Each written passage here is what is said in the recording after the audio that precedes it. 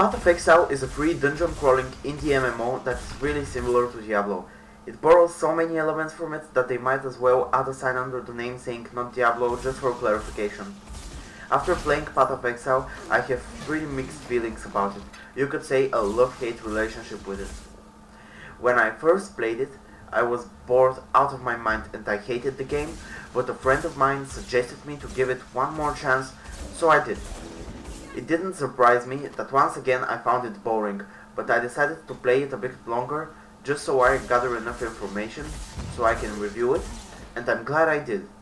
After level 15, I started enjoying the game a lot, though I can't tell if it's a good or a bad thing that you only start having fun after playing for like 3 hours. The graphics are good for an indie game, but to be honest, I think Diablo 3 has better graphics. The spells look amazing and the atmosphere is done well. There is really nothing more I can say about the graphics. When you start the game, you can pick from Templar, Marauder, Archer, Shadow, Duelist, and Witch. I picked Witch. Later I found out that the only difference between the classes is where they start on the passive skill tree, which by the way is huge. After I got to the first city, I got my first spell and started doing the quests that I was told to do.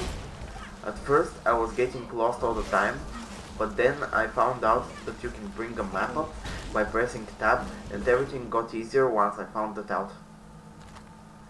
That was the part where I was bored shitless, but when I got to the second city, that's when I started having fun. The gameplay is fluid and every enemy you kill feels like an achievement, but it gets repetitive using the same two spells all the time.